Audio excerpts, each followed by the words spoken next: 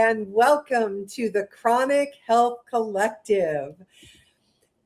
This is not just a community, it's your fresh start. We've gathered the best coaches and experts to help you reclaim your energy, heal from the inside out, and live with purpose. Whether you're longing for more energy, deeper healing in your relationships, or a life that feels more aligned and fulfilling, you're not alone anymore. I'm Kristi Boyd-Johnson, and today I am so delighted to be with three amazing coaches. I'll just start at the top of my screen. Kelly Fox, your Fear Mastery Coach from Fearless Generations, and her partner in crime, Fearless Generations, Terri A. Sayer, your coach for change. And last but not least, definitely not least, we have Jeannine Williams, our ancestral medicine woman and spiritual healer. So we are here today. We're going to talk about fresh starts. We thought the end of January is the perfect time to be talking about fresh starts. So, Jeannine, when we were talking before the show, you said that brought up for you working around clarity. And so tell us more about that. A fresh start with clarity just sounds amazing to me. That's just something like I don't do the resolutions or anything like that. And I wasn't even necessarily looking to set a strong intention. But I did feel this call like toward more clarity, like, clarifying my path, clarifying my spirit, clarifying my energy. Like there's so much going on. And so that's what I was just kind of led to do. And I've even just been having this clarity ritual that starts my morning with a green juice with clarifying herbs. So like things like cilantro and parsley and celery and cucumber.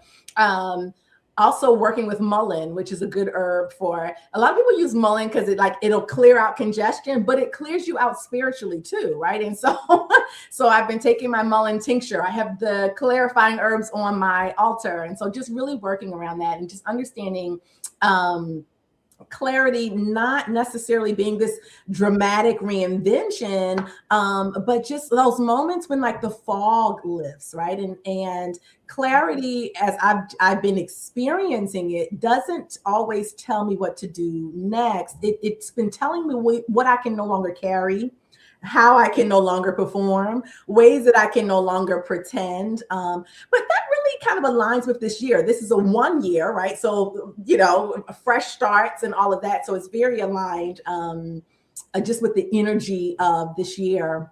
Mm-hmm. And so I've really been working with clarity as subtraction, not so much addition, like what things need to be moved out. And a lot of that for me has been people's expectations, inherited fears, outdated identities. That's been a big one. So letting all those layers fall away so that the fresh start doesn't feel forced. Like it feels inevitable. Like this is what I should be doing. So I'll stop there. But that's how I've been feeling about fresh start and clarity. It's been a good start to the year. Yes. Yeah. I think clarity is definitely important to get, at least on some level, before you set your intention, right? Because then it's more intentional. It's more in alignment with who you are and where you're wanting to go for this year. And so giving yourself space and time to gain that clarity, I think is really important. Like a lot of the times people want to start January 1st on this new adventure of the year, but sometimes it takes a little longer. You give yourself some time and some space to get clear, and then move forward. I know we were talking earlier about the Chinese New Year. I know that starts in February, right? So maybe give yourself this all of January to then decide where you want to go for this year and start in February. And I think there's no rules of when to get a fresh start. Every day can be a fresh start. And I love that you're talking about letting things go, because I think a lot of the times we think of the new year as starting new things, right? Something to add to what you're doing right now. But how awesome to think of it as, I'm no longer going to walk into this next year with this limiting belief. Mm. Yes. Yes. Mm-hmm. Or with this toxic relationship that is, draining my energy, or this, I always go around and around with the job thing, because I never want to be the person that tells someone, quit your job and do what you love, because we all have bills to pay, and you don't want to get, you don't want to end up homeless.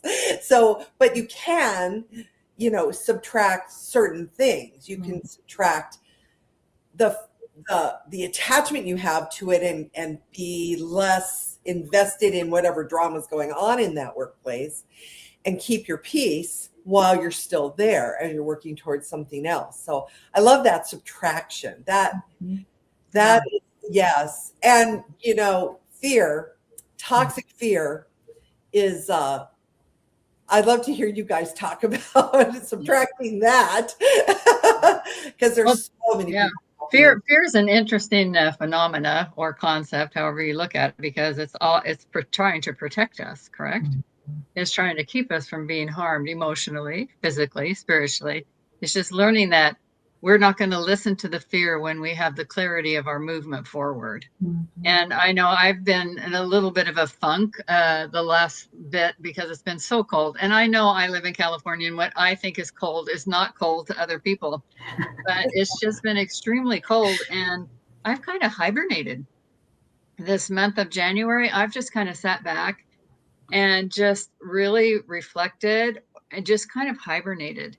And I'm coming out of that now a little bit, and I didn't judge myself, because I wasn't I just let myself take that space that Kelly talked about, that time to maybe make, I think what I'd like to think of it is that we make decisions, right? All of the time we're making decisions based in fear, based in freedom.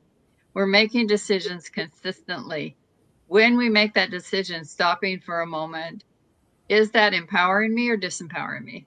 Is that in alignment or not in alignment with whatever? I mean, I have an overarching intention to live my life by. And that decision moving me towards empowering me to make good choices, to take care of myself, to eat well, to exercise, to sleep? Is it empowering me, or is it disempowering me, where I'm out of alignment? And I don't know about you, but when I'm out of alignment, it shows up in my body. It shows up in my mind. It shows up in my prayers. It just shows up when I'm out of alignment. So I think for me, moving out of hibernation and into action, that's something I'm going to pay a lot of attention to, that clarity of whether my decisions are moving me forward and empowering me, or are they disempowering me? And do I feel that disalignment, or do I feel aligned? So I think that's one of the things I'm going to look forward to as I go into February and forward, is those decision points. Do I take action or not take action? Do I engage or not engage? Do I listen? Do I not listen? It's like you're bombarded, right? You're bombarded constantly by all of this input. The clarity is how am I going to decide to react to that input? Yes, that is, so important. I see people knee-jerk react all the time. And it's like, just take a breath. And then, so much of the time it's not even about them. It's about the person who's creating the havoc, and or what have you. Yeah. It's like you took one breath and thought, this isn't about me. This person's having a bad day, or this is this person reacting to whatever. You can stop. You can do exactly what you just said. You can empower yourself and take a step back and be clear that I don't have to be in this. Yeah. Absolutely.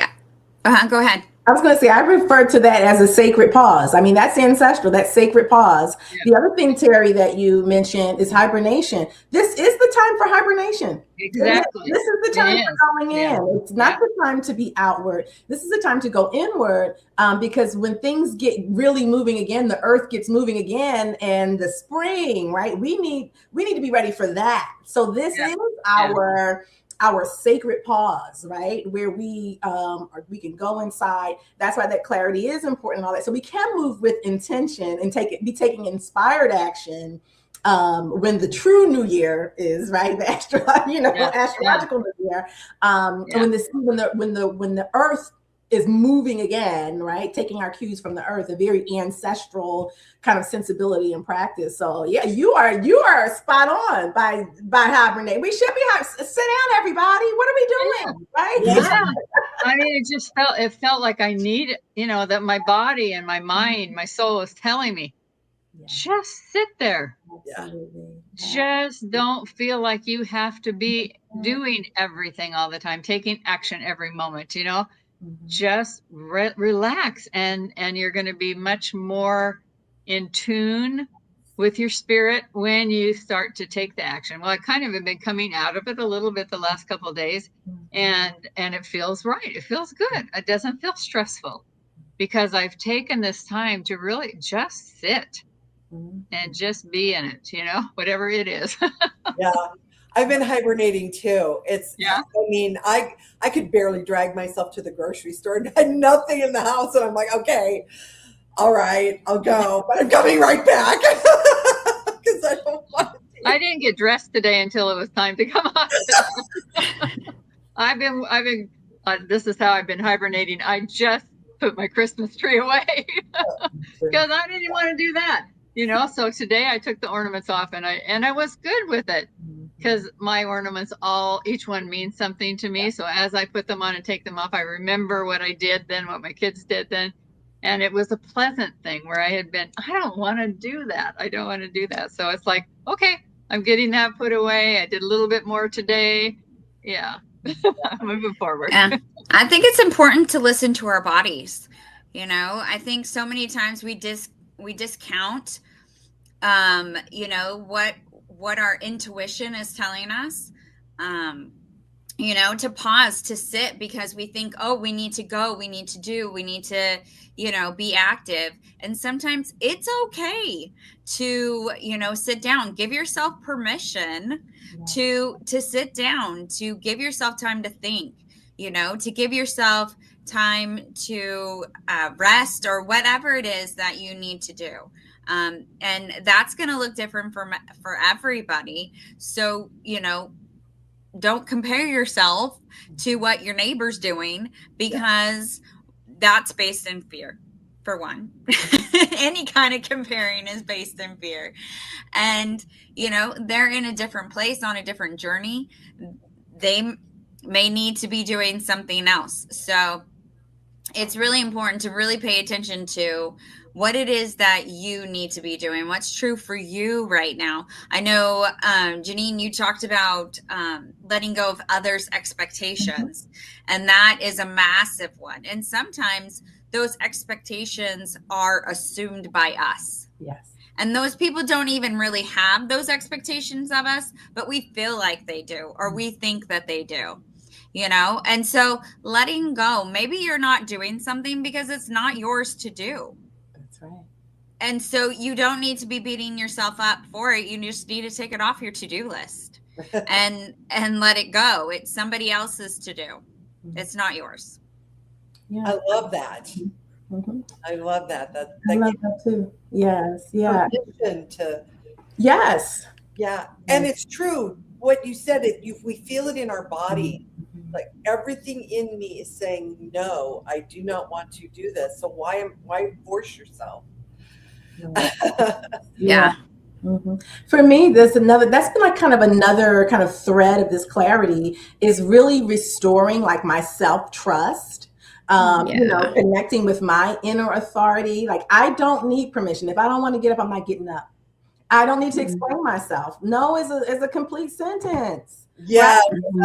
So On that note, going back into that space of sovereignty and not being bullied. I mean, and a lot of it is self-bullying, you know, as you said, Kelly, right? These self-imposed expectations that we project onto other people, you know, as a mother. Oh, my kids are expecting this, or you know, when I was a professor, the students are, you know, it was all this projecting of this kind of self-bullying. Oh, but I have to because I'll let everyone down. Meanwhile, I mean, no one was paying me that much attention. I mean, truth be told, right? You know, I'll even say to my kids sometimes, like, I'm feeling this, and they're now, you know, they're like, and I'm like, I can let that go. They're like, yeah, I think you need to let that go. Mom, you're stressing yourself out, right? You know, so, but that's it, right? But so coming back into that self-trust and that inner authority, that sovereignty, which is then what allows us to move forward with clarity and intention, right? When we're moving from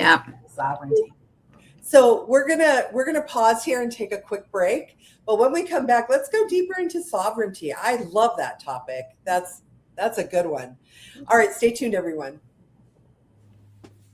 Healing doesn't begin in the body. It begins in the spirit. I'm Dr. Jeannine L. Williams, founder of Ancestor's Bosom, a sacred space for spiritual and ancestral remembrance.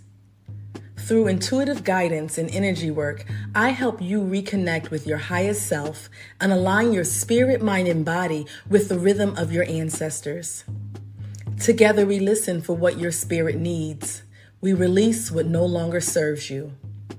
We restore balance and open the path to peace, clarity, and purpose. My work is supported by spiritual herbalism, plant allies that ground and nourish your transformation. Every session is a ceremony of remembrance, a return home to yourself. Ancestor's Bosom, where healing begins with remembrance. Visit AncestorsBosom.com and begin your journey home.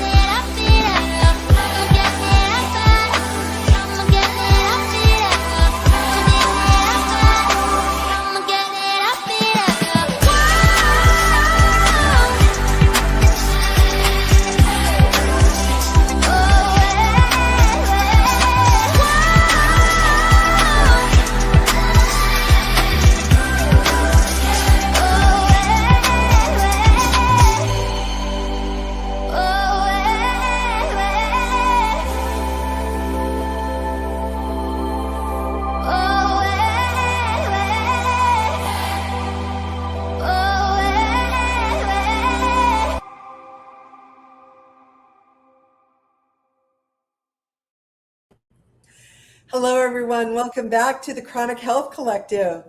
I'm Kristi Boyd Johnson. I'm here with Kelly Fox, Jeannine Williams, and Terri Sayre. And we are about to dive into the topic of sovereignty. You know, I think a lot of people are really kind of confused over what that actually means. You guys want to kick in some ideas? Well, I think everybody probably defines it differently. I mean, I'm sure that there is an actual definition of the word, but I think that there's lots of different ways of thinking of sovereignty, like, over yourself, right, is what we were talking, but then it might be locational as well, or generational. Mm-hmm. Yeah. I've been thinking about it in terms of personal choices that I'm making for me, everyone's on their journey, but for me personally, it's been about, yes, I listen to people whose opinions I value, but I have to make my own choices, and that they're mine to make, and that I have the sovereignty and the right to choose that. Because from my background, I didn't have any right to make any choices. So that's a big step for me. And I just love the word sovereign, it evokes like I'm wearing a crown and it's my life and I'm going forward, making powerful choices. Yeah. Mhm. Yeah. I think of ownership. Mhm. Yes. Yeah. Yes, ownership, liberation, the freedom to co-create this life that you want. When I think about just thinking of it from like kind of an African spiritual sensibility, the concept of the Ori, that the divine resides in our mind. You know what I mean? Like that. We are extensions of the divine, and so that intuition, that higher self, all the different words, terms that we have for it, like that we can lean in, we can trust that, like, we can move forward in ways that serve us. And by doing that, then we serve the greater good, and so, yeah, but for me, to sovereignty, I keep coming back to this idea of self-trust, because growing up, there was no self-trust. It was, oh, your heart's deceitful. I mean, I could go into all of the language, right? That kind of programmed me to want everything outside of me to tell me what to do, to validate me, to, when really it's this inner sensibility that's very important. And not that it's not influenced, by others, but it shouldn't be driven by other people. And I think that's the difference for me, is that I'm so driven by everything externally.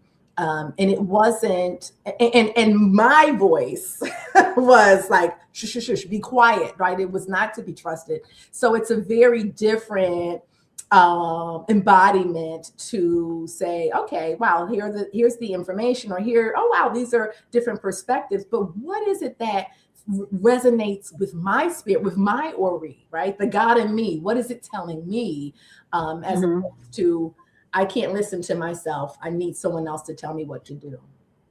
Yeah. Yeah, I think I'm in independence, authority over myself. Yeah. That I am my authority. I am my sovereign.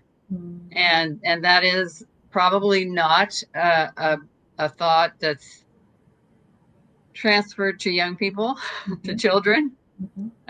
Not probably maliciously not done, but just like, as a parent or a mentor wanting to see that someone's successful, you usurp some of their sovereignty in order to protect them, and yet in reality, you're creating that dependence rather than independence, that lack of trust rather than trusting oneself. So it's really, that sovereignty is my independent authority over my being. And that, I think, is not always in our culture, especially, I mean, I'm old enough that it certainly wasn't, there was a big difference in that concept between men and women. And as a young girl, I probably wasn't encouraged to be independent, or there weren't sports available for me to play.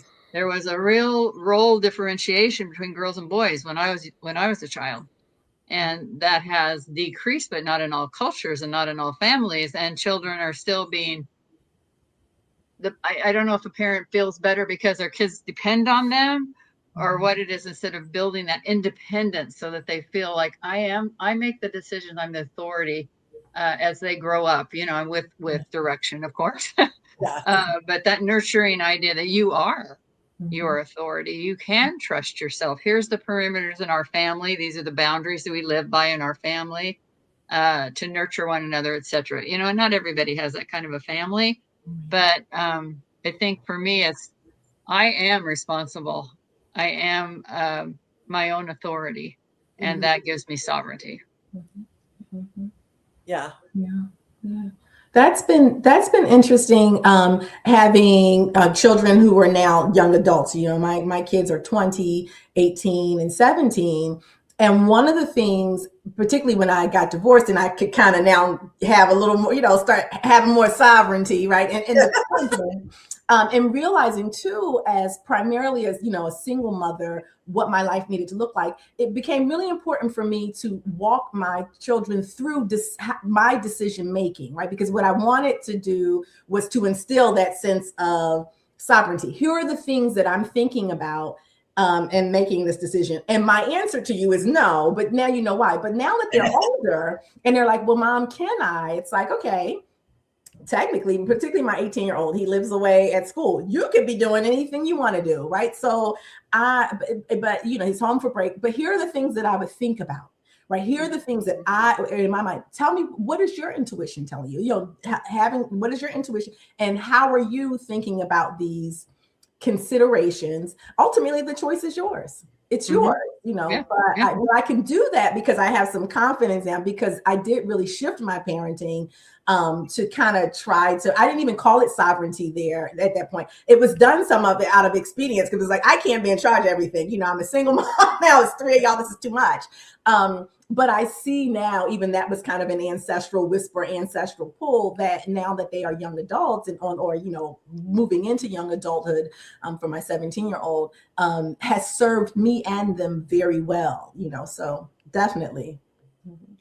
It's funny. I'm having that in role reversal with my mom, who's in her 80s, and she lives with me. And we have these conversations, and every once in a while, I'll just say I'm thinking through something and I'm talking about it, and she reacts like, like, first of all, I haven't made a decision. I'm just talking through something, but it's her. I see her programming from her childhood so clearly that she wasn't allowed to talk. She had to wait on her father and her brothers.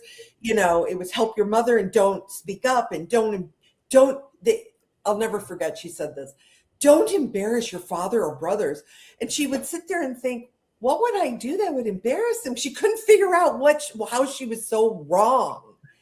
And here she was a great kid. She's a really wonderful person. Everybody falls in love with my mom when they meet her. And it's like, Mom, let's get that programming out of you. You don't need to carry this old junk.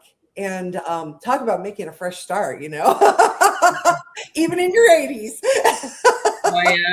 My mom was 100 when she passed away a couple of years ago, and we would have these conversations a lot because she still felt guilty for things she did when she was a teenager, and it was so hard for her to forgive herself because, again, another generation ago besides mine, there was a real, difference. My mom was probably one of the first people in her city that went to Berkeley and graduated from Berkeley. And, just those things just weren't done by women at that time. And it was, I used to feel really kind of sad for her because she wasn't going to change at that point. I could encourage her and tell her how wonderful she was and certainly be positive with her, but she would get very melancholy thinking about the past and not being able to let go, Jeannine, just not being able to let go of what wasn't serving her to have joy. Yeah. Yeah. That joy. Oh, I love the word joy. I think I love the word joy more than I love the word love.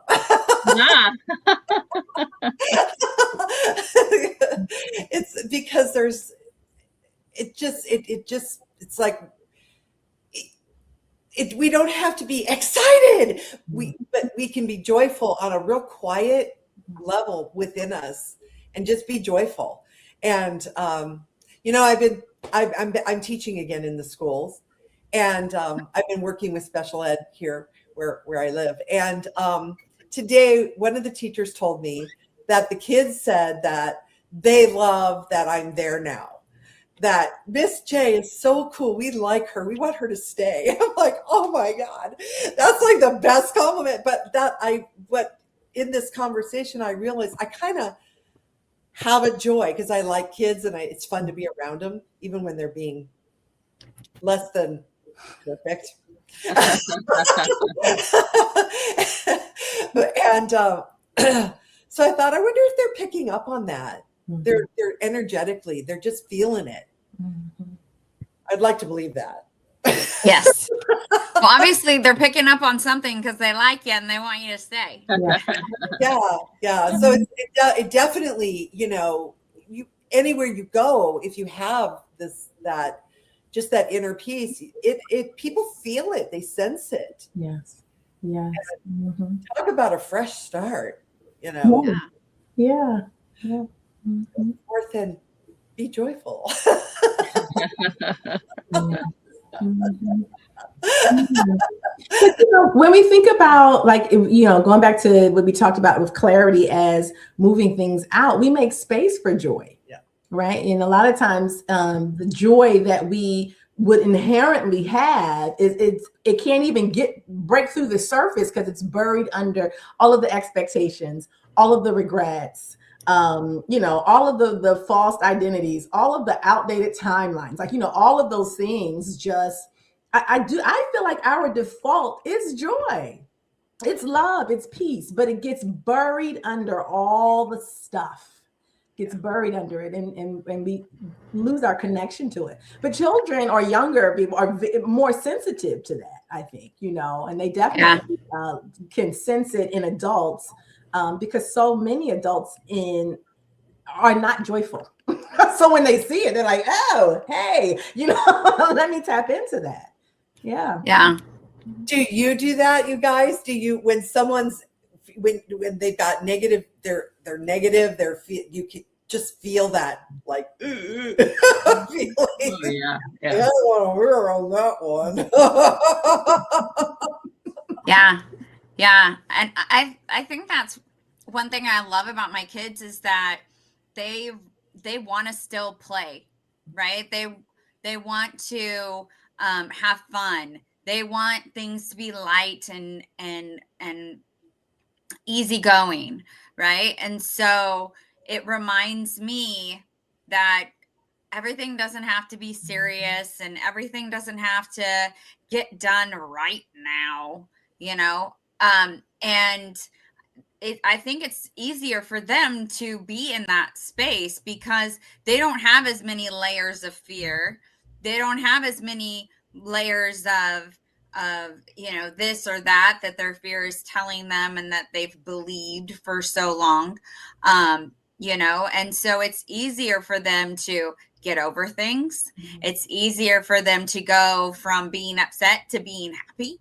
Wow. And so they're a good example to me of letting stuff go. Just let that go. Like, I don't even remember that happening anymore. I'm on to the next thing, which my bad memory kind of helps me with that. But they let things go, they don't get stuck in it. Yeah. Though I've had, I feel like my kids are a lot more open with what they're thinking and what they're feeling than my generation was, or at least how I was in my home. And so I feel like yesterday I had like an hour-long conversation with my oldest, who's 23, and he was saying all of these things, and I'm like, that's not what I meant, or that's not, he brings up all of these things, and I'm like, I'm sorry that you thought that, let's get that out now. That's not what it was. So let's let go of that thought now, instead of you hold on to it for another 20 years or something, And so it's good to have those open conversations and find out what are those stories that they're already developing that we can let go of now, instead of continuing to carry them on. So they're my age and they're still there. Right? Because that loop is deadly. That, oh, I should have done this, and why didn't I know better? And well, if someone was saying that, this happens to, I'm always like, if someone were saying this to me, I'd just let them off the hook so fast. I'd be like, you didn't know. How could you make a decision based on what you knew at the time, and now what compared to what you know now? It's not the same thing. Yeah. But for me, oh boy, that hook, not coming off. So true. Well, I think maybe we could go deeper into strategies for letting go, because I think that might be helpful for our audience. Mm-hmm. But we'll do that after the break. So we'll be right back. Stay tuned, everyone.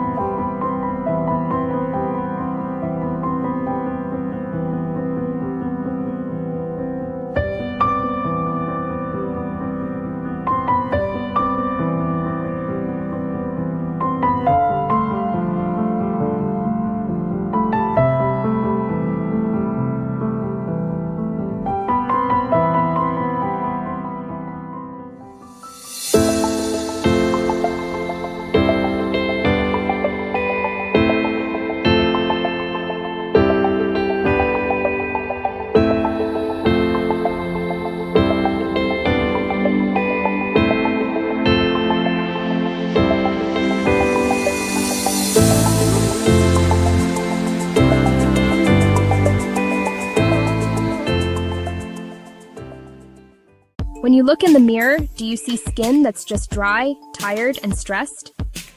It's time for a new ritual. Introducing Deep Love, the Blue Botanical Face Cream by Coolness. We've captured their tranquil essence of blue botanicals in a cloud-soft formula that deeply soothes irritation and restores your natural, healthy glow. This isn't just skincare, it's an act of self-care. It's deep love. Find your calm only at coolness.com. Scan the QR code now to visit our website. Hello, everybody, and welcome back to the Chronic Health Collective. I'm Kristi Boyd-Johnson here with Jeannine Williams, Kelly Fox, and Terri Sayre, and we have been really digging into things it takes to make a fresh start, and including subtraction and stepping into your sovereignty, feeling the joy, even in the little things. And now we were just starting to touch on letting go. Do you guys ever see The Big Bang Theory where they wanted Sheldon couldn't figure out how to let something go? And she's like, imagine you're holding a pen and you just let it go. You put all of your fears in there and you just let it go. And it was ridiculous, but it says a lot about how people say, yeah, we say that a lot, let's just let it go. But then it loops. So what do you guys think? Do you have some strategies or some simple things our audience can start practicing? And me too. Well, I think with any change, the first step is awareness. So anything you can do to help you become more aware of what that loop is. You don't have to know where it came from or why it's there, just that it is there. And how do you want to step away from it? And usually that's changing the script. And it's practice. It's not going to happen once. It's not like, oh, I'm going to let go of this pen, like your example, and I'm not going to pick it back up. You're going to continue to pick it back up. But as you practice continuing to put it back down, eventually you won't pick it back up, or you won't pick it up as often, or it won't affect you as much, right? And then eventually one day you'll forget it was even there. But it's continuing to be aware of what's going on and what's going on around you when it comes up. And when you become aware of that, then you can look at it differently, right? And you can say, oh, when I say that out loud, I can see that it's not true. Or I have this evidence of how it's not true anymore, right? Because our fear doesn't know that we are no longer 4, right? It just knows that when we were 4 and that happened, it did not go well. And we got upset and we got hurt, right? So if it feels like something like that's going to happen again, it doesn't know that we now have new skills and that we can handle situations better. So it's like, no. Remember, that's not safe. Remember, this happened. Remember, you got made fun of, or remember, you weren't able to do it, right? And so we continue to doubt ourselves and we continue to shy away and play small because our fear is reminding us that when we were 4 and we tried something, it didn't go well, right? So we as we become aware of those things, we can say, okay, you know what? I get it. When I was 4, this didn't go well, but I'm not 4 anymore. And I have new skills and I'm older and I'm more mature and I can handle things better. So I'm going to put that down and say, I'm going to move forward. I'm going to try this again, And so if we're more aware of what's going on and why it's bringing these thoughts up, then it's easier to say, okay, let me look at this. Is it true? Is this what it's telling me true? And if it's not, can I ask some questions? Can I figure something out so that I can find out what is true? And stop making stuff up, because we make up a lot of stuff. You make up a lot of stuff. I mean, when I think it goes back to what Jeannine was when talking even about, when we're kids, we're clarity. making stuff up. Excuse me.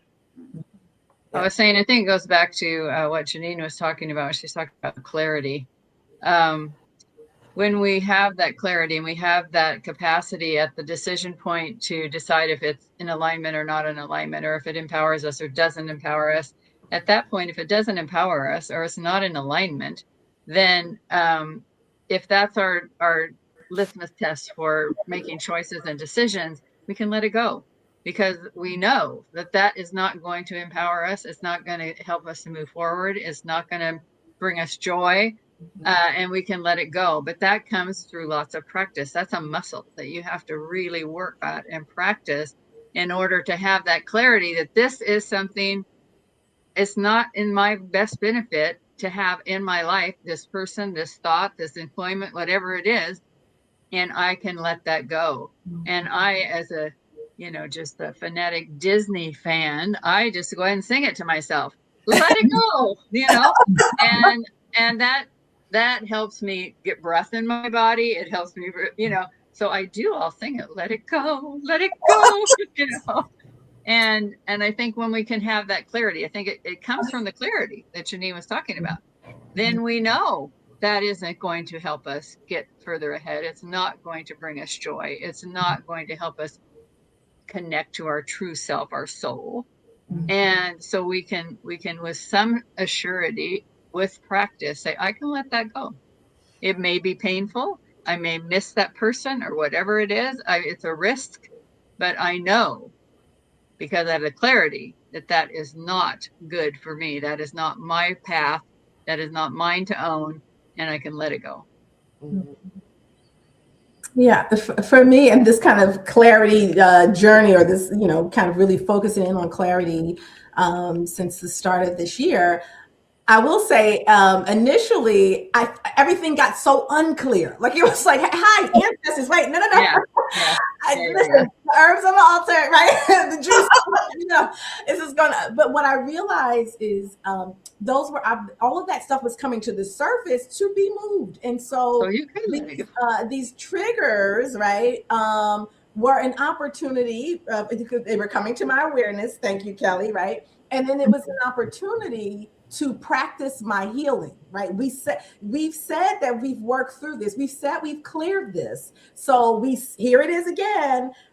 Do we just fall into the pattern? Do we engage it in the same way, or do we make a different choice and put it to rest? And so that's realizing that when we are trying to have a fresh start, all the old will come to the surface, but that's a good sign. It's an opportunity to then clear it out, move it out for good. And then the other thing for me too is having compassion as I'm moving it out, realizing that the fear or whatever it is that's coming up, the limiting belief or whatever it is, served me at some point, whether it was just a protective, mechanism or something like that. And I can thank it and I can release it in peace. I don't need that anymore, right?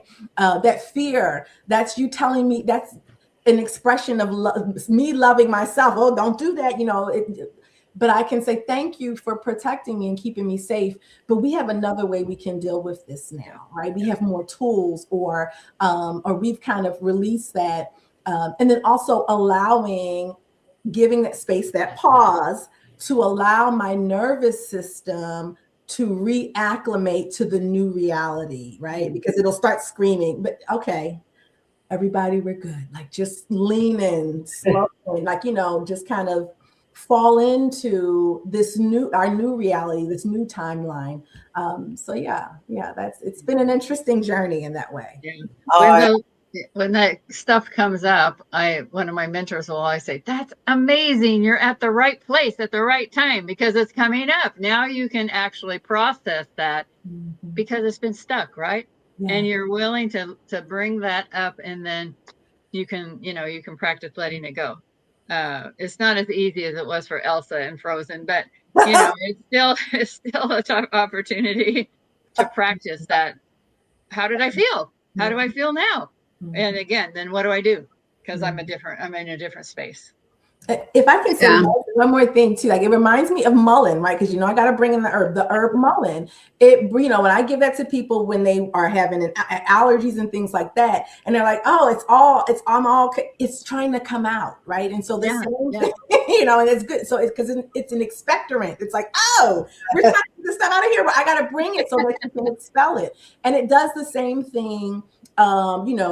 Spiritually and emotionally, when you take mullein or you walk with mullein tea and all that, it will do that clearing. You will have the physical clearing, and you will also have that kind of spiritual and energetic clearing. So I just can't. It is just amazing to me that what grows from this earth gives us everything that we need. Spirit, mind, and body. So yes. So true. Definitely. And there's so many modalities out there. I'm sure there's someone near you who does some kind of energy clearing or, mindset work or something. I do EFT, which is emotional freedom technique, where you tap. It's tapping, if you're more familiar with that term, where you tap on your body in different areas to release and move that energy. So if it's something that's, you feel like you want support with, there's people out there that do those sort of things as well that can support you, coaches, who can talk you through it. Obviously, there's support. You don't have to do it on your own, right? One of my favorite quotes from Rhonda Britton is, "No one's fearless," or "No one," now I can't even say it. No one is fearless alone. Yeah, something like that. So, so we don't do it on our own, right? We're all here to support and help each other. So, release that fear and ask for help. Yeah. And, another thing is stop denying yourselves the activities that you love. Like if you just love yoga and you don't go. Because do what you love, even if it's one time a week or something, just go do something you really, really love just because. And give yourself permission for that to be okay. And if you have to, subtract something out that's you don't love, that you really hate or something, like, I don't know, make your husband take out the trash and you go do yoga. I don't know, but whatever.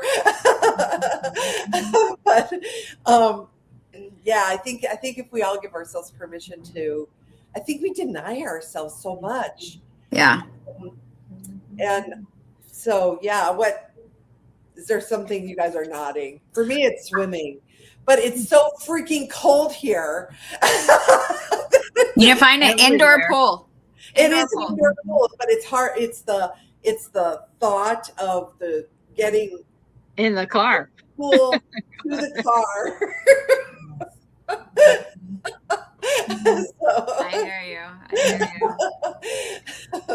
But that's just an excuse because I really love it when it's so like whatever, it doesn't matter what it is. And I think that's such an underrated healing modality, pleasure and play. We could do a whole show on that, y'all. But I mean, even the word pleasure makes people cringe, but that is a healing modality, right? Allowing pleasure, and that moves out all that stuck and murky energy. So the things that give us pleasure, yoga, swimming, journaling, whatever it is, right?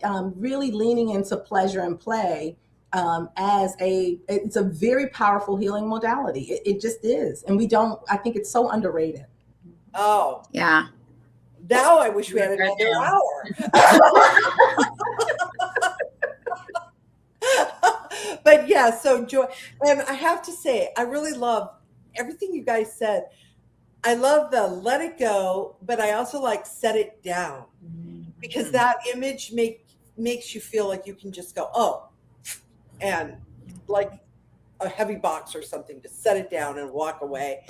And the clarity of that, like feel the lightness and the clarity that comes with, I don't have to carry that anymore.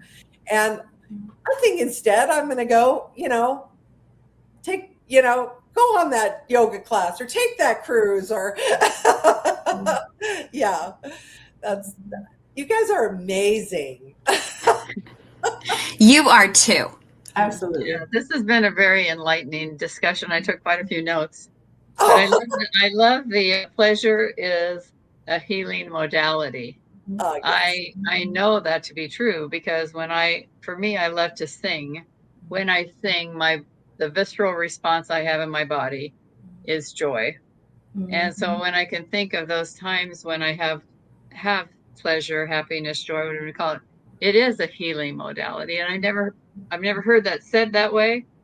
And I wrote that down. That was very helpful to bring clarity. And it's a fresh start. It is Yeah. a fresh start. Yeah. My kids tell me all the time, you need to have more fun, Mom. Yes. Yeah. And there is something about singing too, right? Releasing the throat chakra is also like singing, humming, all of that is connected to the sacral chakra, which is where our pleasure and our creative and life force energy reside. Like it's very connected. So yeah, I love that. So singing as pleasure, right? And yeah, absolutely. It is. Yeah. Yes. Yeah. Is somebody taking notes for this is like the next show. We need to do a whole segment, a whole show on that. Like really. Terri, you have to send us the cliff notes. Well, listen, you guys, since I would like to ask you individually how people can find you out in the world. So let's start with you, Jeannine. How can people find you and connect with you? The best way to find me is ancestorsbosom.com. I'm also on LinkedIn. I'm on Threads a lot more too, so you can find me there. But Ancestorsbosom.com is the best way to find me. And if you are in the Maryland, D.C. area, I was sharing with Andy at the beginning of the show, or before we started, that I am opening a retail space, a full-on apothecary. So I'll have some in-person opportunities as well coming really soon. But I'll be filling people in on the details on that. But for right now, Ancestorsbosom.com. Mm-hmm. Excellent. And Kelly, and you guys, you take it away. Well, you can find us at fearlessgenerations.org, or we're everywhere.